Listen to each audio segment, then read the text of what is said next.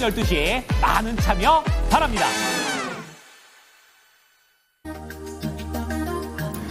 안녕하십니까, 이재필입니다. 자, 방송을 할 때 될 수 있으면 웃으면서 하려고 하는데요. 최근 시장은 웃으면서 하기가 어려운 그런 시장이죠. 자, 오늘도 마찬가지였습니다. 코스피 시장이 많이 하락했어요. 마이너스 2.78% 정도 하락 마감했고요. 코스닥 시장은 더 많이 빠졌죠. 5.19% 정도 하락하는 모습이었습니다.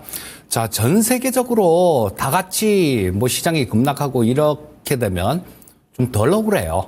주식 시장에서 배가 고픈 건 참아도 배가 아픈 건 못 참는다, 이런 얘기들을 하는데요. 다른 나라 시장 다들 괜찮은데 우리나라 시장만 빠지니까 소외감이 더 심한 것 같습니다. 자, 오늘은 전반적으로 시장에 대해서 좀 짚어보겠습니다. 그리고 우리나라 현재 경제 상황 이런 부분들도 좀 짚어보고요. 향후에 과거에 이런 비슷한 국면이 있었을 때 어떻게 움직였는지 그 부분도 살펴보도록 하겠습니다. 자, 일본 시장은 아시아 시장 대부분 좀 괜찮았어요. 중국은 혼조권이었는데 중국은 조금 마이너스인데 이 일본 시장이 한 0.18% 정도 상승하면서 강보합으로 마감됐고요. 대만 시장 역시 마찬가지 0.34% 정도 상승 마감했습니다. 중국 시장은 0.05% 약보합이었는데 요거는 우리나라 시장하고 비교할 바가 못 되는 그런 수준이었죠. 자, 그래서 우리나라 시장이 이렇게 부진한 거는 이유는 우리 시청자님들께서도 다 아실 겁니다. 자, 근데 지난주부터 일단 요거 일자별로 잠깐 보겠습니다. 자, 일자별로 코스피를 보시면 이런 모습이었어요. 지난주에 우리 개헌 관련되는 그런 일이 있었을 때가 이때죠. 이때. 자, 이때부터 시작해서 외국인들은 그 전에 이날 전날은 분위기가 사실 좀 좋았습니다. 이 계엄 사태가 있기 전에는 이때 5,600억 정도 샀는데 선물 시장에서도 외국인들은 같이 매수를 하는 모습이었어요. 그렇기 때문에 괜찮은 모습이었었는데, 자, 계엄 사태 터지고 난 다음에 매도를 좀 했죠. 자, 근데 이거 좀 떨어지는 과정에서 지금 연기금 쪽에서 지수를 좀 방어를 한 겁니다. 이때 3일 동안 어떤 모습이었냐 하면 빠지면 조금 이렇게 방어를 하고 또 빠지면 좀 방어를 하고 또 빠지면 또 좀 방어를 하고 그런 모습이었는데 그거는 연기금을 이용해서 시장을 방어한 겁니다. 자, 진짜 사고 친 사람은 따로 있는데 연기금을 갖고 이걸 막는 게 과연 옳은 것인가라는 생각은 들지만요. 어쨌든 연기금으로 지금 시장은 좀 방어하고 있는 모습입니다. 자, 요거 오늘 시간대별로 좀 보겠습니다. 오늘도 마찬가지였어요. 시간대별로 보시게 되면 이런 모습이었습니다. 자, 여기에 보라색 얇은 선으로 돼 있는 거, 이게 연기금입니다. 처음에 장 시작할 때 한 200~300억 정도 순매수로 출발을 했었어요. 그랬다가 장중에 계속해서 매수가 들어와서 종가에는 연기금이 2,283억 정도를 순매수한 수준에서 끝났습니다. 자, 요거는 지금 이 오늘 같은 경우는 장 마감 후에는 동시효과 때 수급이 조금 바뀐 게 있었는데요. 장중에는 연기금에서 이 순매수를 하게 되면 시장 되게 안 좋을 때 연기금을 보면 알 수 있을 때가 많았는데요. 왜냐하면 연기금에서 대규모로 매수를 들어오게 되면 외국인 선물한테 이기는 게 연기금이었어요. 근데 지금은 그렇지가 않았죠, 최근에는. 왜냐하면 이거는 정상적인 상황이 아니기 때문에 이런 모습이었습니다. 연기금 쪽에서 이렇게 오늘도 마찬가지 순매수가 이렇게 들어왔지만 장중에는 외국인들 선물 시장에서도 매도로 대응했었습니다. 그러면서 연기금이 그렇게 샀음에도 불구하고 시장은 밀린 모습이었어요. 자, 근데 지금 이 연기금으로 어떤 주식을 사겠습니까? 시가총액 상위 종목을 매수하겠죠. 그래도 우량주라고 지수를 방어하는데도 시가총액 상위 종목을 사야 지수가 좀 방어가 될 테니까요. 지금 계속해서 이런 모습이 나오고 있습니다. 그래서 이 연기금의 매수, 그리고 환율 쪽도 마찬가지로 봅니다. 지금 외환 쪽도 좀 이따가 우리나라 제가 정리하는 지표 그걸 보면서 외환 보유고 관련되는 부분들도 조금 말씀을 드릴 텐데요. 이 환시도 방을 하기 위해서 부단히 애를 쓰는 것 같습니다. 지금 뭐 40조 채권 안정펀드를 가동한다. 뭐 10조 증시안정펀드를 가동한다. 자, 이런 부분들이 있는데 참 시장 하락을 완전히 막지 못했죠. 완전히 막지 못하고 그냥 좀 이렇게 겨우겨우 힘겹게 방어하는 수준인데 나중에 국민연금이라도 제대로 받을 수 있을지 모르겠습니다. 자, 하여튼 지금 연기금에 의해서 이 지수는 그냥 좀 방어한 모습이다. 이렇게 보시면 될 거고요.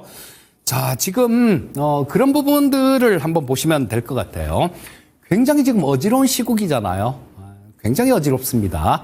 자, 근데 이 주식시장은 항상 그랬던 적이 있습니다. 때때로는 이렇게 예상 못한 충격들, 이런 것들로 인해서 시장이 굉장히 어려워지고 힘든 그런 시장도 나왔었어요. 하지만 이런 시국은 또 정리가 되는 게 시장의 역사죠. 그리고 지금도 마찬가지로 봅니다. 이 어지러운 국면, 이런 국면들은 좀 이른 시간 안에 저는 정리될 가능성이 많다라고 보고요. 이런 불확실성을 계속해서 끝까지 끌고 가지는 않을 것 같습니다. 자, 그렇다면 우리 시장을 좀 볼 수 있는 부분들이 과거에 박근혜 탄핵이 2번 있었죠. 노무현 전 대통령하고 박근혜 전 대통령 2번 정도 있었습니다. 자, 근데 그때 당시의 주가는 어땠을까요? 노무현 대통령 탄핵될 때하고 박근혜 대통령 탄핵될 때하고 주가 움직임이 달랐습니다. 자, 노무현 대통령은 2024년 3월 달에 3월 12일 정도로 기억하는데요. 거기서 탄핵 의결이 됐었습니다. 자, 이날 맞네요. 이날 금요일. 이때는 제가 증권회사를 다닐 때였었는데 정말 미웠어요. 국회의원들이 정말 미웠습니다. 시장이 갑자기 지금 이날 종가가 보시게 되면 한 2.4% 정도 하락했네요. 장중에는 5.5% 하락했고요. 이거 그때까지만 하더라도 코스피 지수가 800포인트 이쯤에 있을 때입니다. 자, 보시면 이거죠. 이날이었어요. 자, 탄핵 국회에서 의결하고 난 다음에 자, 이날 급락했다가 오히려 좀 올라오죠. 그랬다가 헌재에서 탄핵 판결 난 날이 아마 이날일 거예요. 이날로 기억하는데 아마 이날도 금요일일 겁니다. 이때로 기억하는데 자, 주가가 조금 괜찮은 듯 하다가 또 급락하는 모습이 나왔습니다. 노무현 전 대통령 탄핵될 때는 두들겨 맞았어요. 자, 이거는 뭐냐면 시장이 전혀 예상하지 못했던 부분이었습니다. 저 역시도 마찬가지로 이게 웬 탄핵? 갑자기 그런 뒤통수 한 대 맞은 그런 분위기였습니다. 자, 그래서 노무현 대통령 탄핵되고 난 다음에 그날도 많이 빠지고 좀 올라왔다가 또 급락하는 모습이 나왔지만 이게 탄핵 전국이 완전히 끝나고 난 다음에 그러고 난 다음에 이렇게 좀 바닥을 다지다가 올라오는 그런 모습이었습니다. 자, 그러면 노무현 대통령 탄핵될 때는 충격이 조금 있었다. 이렇게 보는 게 맞겠죠. 자, 그러면 박근혜 대통령 탄핵될 때 그때는 어땠는지 한번 보겠습니다. 박근혜 대통령은 2016년 12월 달 정도에 탄핵됐죠. 자, 그때 움직임 한번 보도록 하겠습니다. 2016년 12월 달이면 이때네요. 자, 조금 키워놓고 보면 정확히 날짜가 12월 9일입니다. 12월 9일이면 8일, 9일, 이날이네요. 자, 십자 도지선 나던 날. 그 전에 이 박근혜 대통령 탄핵되기 전에는 어떤 일이 있었습니까? 굉장히 사회적으로도 굉장히 시끄러웠었잖아요.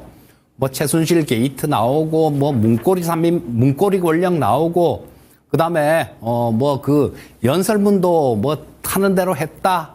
청와대에서 구술했네, 뭐네. 그러면서 온갖 별의별 얘기들 다 나오면서 우리 국민들이 그때도 광화문에 굉장히 많이 나갔었죠. 그러면서 이 충분한 시간을 거쳤어요. 보시면 이때도 계속 이렇게 막 횡보하는 모습이 나오는데 자, 이때는 처음 충격이 있었을 때고 그러면서 계속 옆으로 횡보하는 모습이었죠. 그랬다가 이날 거기서 국회에서 탄핵을 냈습니다. 탄핵 의결을 하고 난 다음에 그다음에 주가가 오히려 올라왔죠. 오히려 올라왔습니다. 그리고 탄핵 인용되고 난 다음에는 어떤 모습이 나왔는지 한번 보도록 하겠습니다. 자, 탄핵이 인용된 거는 3월 10일이었어요. 3월 10일. 자, 이때였던 거죠. 날짜가 3월 10일이니까 이날이네요. 자, 여기에 제가 켜서 갖다 놓은데 이날 탄핵 인용됐습니다. 자, 박근혜 대통령 탄핵될 때는 그 전에 충분히 시장이 이런 부분들을 인지하고 있었기 때문에 국회에서 탄핵되겠네. 이런 예상을 충분히 할 수 있었죠. 그러다 보니까 지수가 튀어 올라온 겁니다. 그리고 역시 마찬가지 그때도 국민들 분노가 대단했었지 않습니까? 그런 부분들도 다 반영이 되면서 탄핵 인용되고 난 다음에는 야, 이제는 한국이 많이 안정되겠다. 이런 심리가 퍼지면서 급등하고 또 좋은 모습을 보였습니다. 그러면서 전고점 막 뚫고 올라가는 그런 모습이 나왔어요. 자, 이런 부분들을 본다라면 우리는 그러면 지금은 어디에 가까울까? 그런 생각을 한번 해볼 수 있겠죠. 자, 지금은 여러분들 우리 시청자님들 보시기에는 어디에 가깝습니까? 박근혜 탄핵 때에 가까울까요? 아니면 노무현 탄핵 때 가까울까요?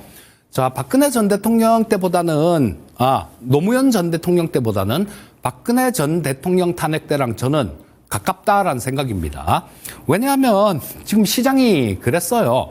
그 전에도 지금 국회에서 굉장히 시끄러웠지 않습니까? 김건희 특별법, 그다음에 최상병 특검법 막 이러면서 조금 위태위태하다라는 생각을 우리 자주 했었잖아요. 그리고 명태균 게이트다 뭐다 이러면서 안 좋은 일들이 굉장히 많이 퍼졌지 않습니까? 자, 그 과정에서 또 시장은 보시면 이렇게 급락하는 모습도 나왔었다라는 거예요. 자, 이것도 제가 가끔 가다가 이거 우리나라만의 어떤 문제가 있을 겁니다라는 말씀을 드리고 그게 정치적으로 좀 많이 불안정해서 그런 것 같습니다라는 말씀 드렸는데요. 그런 부분들을 시장이 반영을 지금까지도 반영을 해온 겁니다. 근데 진짜 계엄이라는 거 이거는 정말로 몰랐었죠. 근데 지금도 마찬가지 지난주에 조금 그랬죠. 이 탄핵 계엄이라는 거 생각도 못한 그런 부분들이 또 미처 시장이 예상치 못한 것들이 터져 나오다 보니까 두들겨 맞은 겁니다. 자, 그렇다면 지금 계속해서 탄핵 시도를 국회에서도 하고 지금 조사도 하고 있죠. 자, 이런 부분들이 시장은 계속해서 그거를 앞에 있을 탄핵이란 부분들, 이런 부분들을 반영해 가고 있는 과정이다라는 생각입니다. 자, 그래서 일단 지금은 그 노무현 대통령 탄핵됐을 때 그때 충격이 있었던 시장보다는 박근혜 대통령 탄핵됐을 때 그때에 좀 더 가깝다라고 볼 수 있을 것 같습니다. 자, 근데 이런 부분들이 끝나면 다 끝날 것인가? 자, 그 부분에 대해서는 좀 생각을 해봐야 되겠죠. 우리나라 한국 경제에 대해서 우리나라 경제에 대해서 냉정한 그런 판단이 필요합니다. 우리 시청자님들 아실 거예요. 제가 경제 지표들하고 이런 것들 굉장히 많이 방대하게 정리를 한다라는 거. 이거 역시 제가 정리하고 있는 그런 지표들 중에 하나인데요. 제가 가끔 가다가 이 시간을 통해서도 그렇고 좀 정부의 비판적인 그런 얘기를 좀 했었는데 거기에 댓글에 보면 그렇게 이 사람도 좌파네 이런 얘기 하시는 분들 계시던데 좀 마음이 아파요. 저는 좌고 우고 보수고 진보고 그런 거 별로 중요하지 않다라고 생각합니다. 보수는 어제의 가치를 중요시하는 게 보수 아닙니까? 진보는 내일의 가치를 중요시하는 거. 어제의 가치와 내일의 가치가 다를까요? 다르지 않습니다. 결국은 같은 거예요. 이런 걸 갖고 목숨 걸고 싸우는 그런 사람들은 정치인들은 그렇게 할 겁니다. 근데 우리 국민들까지 그럴 필요는 없다라는 생각이에요. 자, 이 부분을 말씀드리기 위해서 조금 그랬는데요. 이거 팩트만 제가 정리 그동안 계속 지표 나오는 대로 계속 정리하는 거니까 팩트만입니다. 현 정부 뭐 그런 얘기들도 하죠. 뭐 경제는 보수 이런 얘기들도 하는데 뭐 일견으로 맞는 그런 부분들도 없진 않습니다. 하지만 지금 이 부분을 한번 살펴볼게요. 자, 요거 보시게 되면 요거 조금 이쪽으로 놔야 되겠네요. 커서를. 자, 보시면 지금 제가 여기에 정리해 놓은 게 이런 부분이죠. 자, 외환보유고 제일 처음에, 그 다음에 무역수지, 그 다음에 우리나라 수입, 수출 동향, 경상수지 이렇게 적어놨는데요. 자, 보시면 요게 조금만 더 작았으면 좋겠는데 조금 줄여놓고 보겠습니다. 자, 보시면 자, 처음에 이거부터 볼게요. 외환보유고부터 보겠습니다. 2022년 1월 달에 4,610억 달러 정도가 있었어요. 물론 2021년 12월 달에는 이거보다 좀 더 많았었습니다. 자, 근데 이때는 문재인 정권 때죠. 4,600억 정도 이 정도 있었는데 쭉 하다가 저는 이게 좀 궁금해요. 정리하다가도 야, 이때 왜 이렇게 많이 줄었을까? 그 부분이 굉장히 궁금합니다. 자, 근데 어쨌든 보시게 되면 12월 말에 외환보유고는 4,230억 달러 정도 돼요.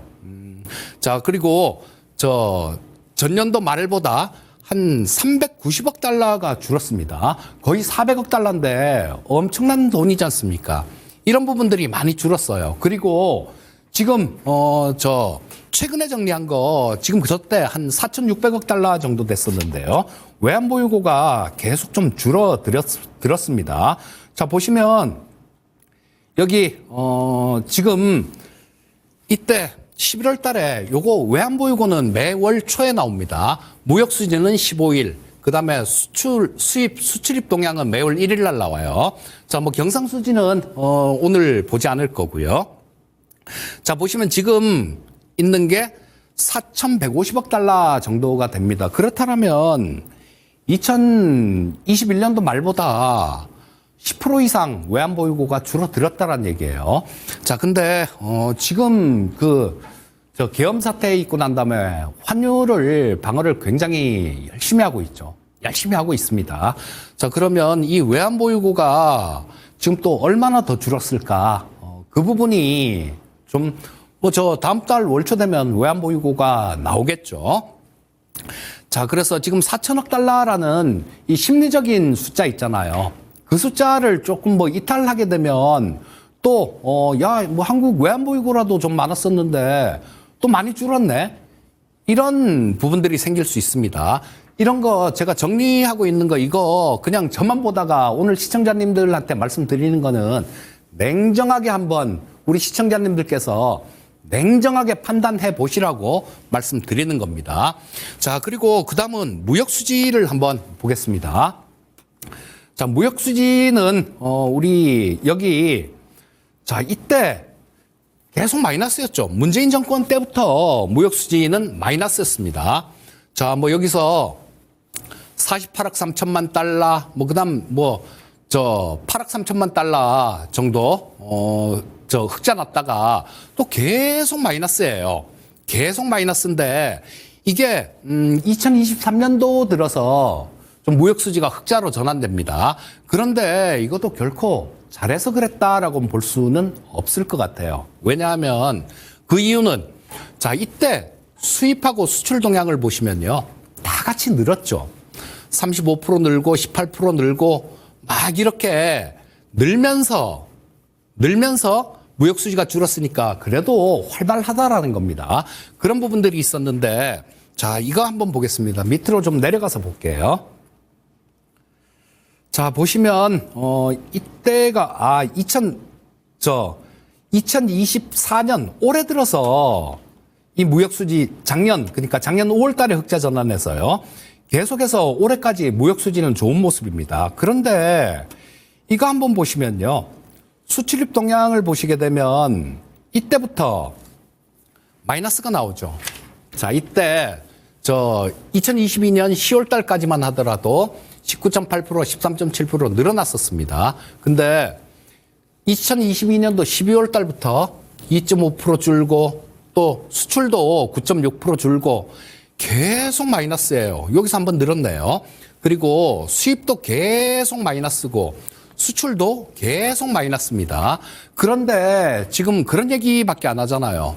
무역수지 적자였는데 우리 흑자로 돌아섰다 이러면서 계속 그런 얘기들밖에 안 했지 않습니까? 그래서 이런 부분들을 보고 한숨도 나고 그래서 뭐 현 정부도 전에도 가끔 TV에서 비판도 하고 그랬던 겁니다. 자, 그리고 그러면 이 수출 요즘 잘 된다라고 그렇게 얘기를 하고 있죠. 수출 동향 지금 플러스 났습니다. 이때 자, 보시게 되면 수출이 증가가 되기 시작한 게 2023년 10월 달부터 수출이 좀 플러스로 돌아서죠. 수입은 계속 줄어들고. 근데 자, 그리고 2024년 1월 달에 한 18% 정도 수출이 증가합니다. 이 부분도 생각해 봐야 될 게요. 자, 보시면 여기 2024년도 1월 달에 18%가 증가했는데 그 전년 동기비잖아요. 전년 동기비니까 전년 동기에 어떻게 됐느냐. 16.6%가 줄었어요. 자, 이거는 전년도가 워낙 못했기 때문에 잘 나오는 기저효과로 볼 수 있었던 겁니다. 자, 이런 상황에서 그냥 제대로 저야 뭐 이런 거 매달 정리하니까 그냥 다 보고 참 하고 한숨만 쉬고 그랬었는데요. 정리를 안 하면 몰라요. 그래서 우리 시청자님들께서도 이런 경제 지표나 미국 경제 지표나 이런 부분들 나올 때 좀 정리를 좀 하시는 게 좋습니다. 자, 지금 우리나라 상황 굉장히 어렵습니다. 지금 그 얘기를 좀 해드리고 싶어요. 아르헨티나 있죠. 아르헨티나. 이 나라가 어떤 나라였었냐 하면 한때 세계 5위 경제대국이었습니다. 그리고 저 어렸을 때 나온 영화 엄마 찾아 산말리라는 영화가 나온 게 있었는데요. 저도 그거 진짜로 꼬맹이 때 보면서 옆에 사람이 울길래 같이 울었던 기억도 나는데 거기가 이탈리아의 가정이에요. 이탈리아 사람이 아르헨티나로 돈을 벌러 가는 엄마가 그 아르헨티나로 돈을 벌러 가서 그 엄마 찾아가는 그런 영화죠. 근데 그때 당시 시대상이 그랬다라는 겁니다. 아르헨티나의 위상이 그만큼 높았어요. 자, 이거 아르헨티나가 그렇게 어렵게 된 거는 정치적인 불안, 잘못된 경제정책, 이런 것들 때문에 지금 그렇게 나락으로 추락한 겁니다. 맨날 디폴트 선언하고. 자, 우리 국민들은 우리는 그렇지 않으리라고 봐요. 뭐 우리는 뭐 국가에 돈 없으면 애들 돌반지까지 다 빼서 주는 나라니까. 자, 그렇진 않지만 지금 이 아르헨티나 이쪽을 좀 반면교사로 삼아야 되지 않나 싶은 생각이 듭니다. 자, 그러면 지금 가장 큰 문제는요. 지금 외국인들의 이 한국에 대한 신뢰입니다. 자, 그리고 지금 지난주에 상당히 좀 아쉬웠어요. 좀 빨리 이 부분이 해결이 됐으면 좋겠다라는 생각이 들었는데 저도 어제 여의도를 한 가봤습니다. 좀 답답한 마음에 여의도를 갔어요. 근데 시간이 없어도 이 얘기는 해야 될 것 같네요. 근데 옆에 여학생들이 이렇게 있었는데 영어 문장을 갖고 이렇게 공부를 하더라고요. 그래서 처음엔 대학생인지 알았어요. 어이구, 학생들이 공부를 열심히 하네. 참 기특하다 이런 생각을 했는데 거기 아스팔트 맨바닥입니다. 거기 앉아서 공부를 하더라고요. 그런데 이 친구들이 알고 보니까 대학생이 아니라 고등학생들이더라고요. 야, 이거 지금 그래서 나왔는데 기말고사가 얼마 안 남았대요. 그래서 여기 나와서도 공부를 한다라고 얘기를 하더라고요. 참 미안하기도 하고, 어른된 입장에서 미안하기도 하고, 기특하기도 하고, 그랬는데, 이거 국회의원 분들 잘 보셔야 됩니다. 지금 여당 같은 경우는 그때 제가 어제 여의도 가서 느낀 분위기는요. 지금 비아냥거리는 말로 국민의힘에서 국민의 짐이 됐다 이렇게 얘기를 하잖아요. 근데 어제 제가 느낀 분위기는 국민의힘이 국민의 짐을 넘어서 국민의 적이 된 것 같은 그런 분위기를 느꼈습니다. 자, 그래서 이 빠른 대응하고 시민의식이 긍정적인 요인이에요. 자, 수급 간략하게 조금 짚어보도록 하겠습니다. 수급 상황 살펴보면요. 이런 모습이에요. 자, 선물 시장에서 외국인들은 지금 뭐 오늘, 오장 동시호가 때 좀 매수가 들어왔습니다. 근데 요거는 만기가 다 돼서 그 롤오버 물량이라고 보셔야 될 것 같고요. 외국인들 입장에서는 지금 우리나라에 대한 우려가 커질 수밖에 없는 상황입니다. 자, 지난 주말 투표하러도 안 들어왔었죠. 자, 그런 것 때문에 지금 외국인들 같은 경우는 우리나라 지금 현재 정부를 대화 상대로 생각하지 않는 것 같습니다. 외국 정상들 스웨덴 총리가 오기로 했다가 방한한다라고 얘기를 했다가 취소했죠. 이시바 일본 총리조차도 1월 달에 우리나라 방한 일정이 있었는데 우리나라 안 오고 인도네시아를 간다라고 얘기를 합니다. 자, 그래서 지금은 사실상 무정부 상태다라고 보시면 됩니다. 그리고 외국인들한테 신뢰감을 주려면 안전하다라는 인식을 심어줘야 되잖아요. 근데 지금 나오는 뉴스들 살펴보게 되면 국방장관이 그 계엄 있기 한 일주일 정도 전에 그 오물풍선 날아오는 거 거기 원점 타격해라 그렇게 명령을 했다잖아요. 근데 그거를 합참에서 거부를 했고 그래서 지금 전 국방장관이 노발대발했다라고 그렇게 얘기를 하는데 이거는 국지전이라도 전쟁을 일으켜서 계엄을 하겠다라는 그런 계획이었지 않습니까? 이런 부분에 대한 의심이 풀리지 않으면 외국인들 우리나라에 투자하겠습니까? 기업들 측면도 마찬가지예요. 외국의 어떤 CEO가 정치적으로 전쟁을 일으키려는 대통령이 있는 그런 나라에 투자를 하고 싶겠습니까? 이 부분이 좀 많이 아쉽고 그래요. 자, 그래서 근데 지금 앞다퉈서 충성을 다짐하던 그런 쪽들이 국수본, 경찰이죠. 검찰, 공수처 이런 쪽에서 지금 수사 경쟁을 하는 것 같아요.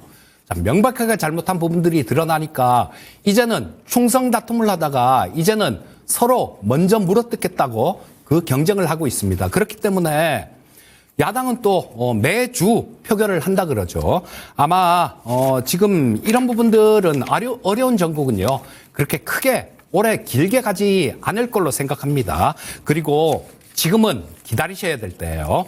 지금은 기다리시고 실적이나 성장성, 모멘텀 이런 쪽을 전부 다 고려한 그런 현명한 투자가 필요합니다. 뭐 여기에 해당되는 종목을 저녁에 야인시대 때 한번 말씀드리기로 하고요. 오늘 시간은 여기까지 하도록 하겠습니다.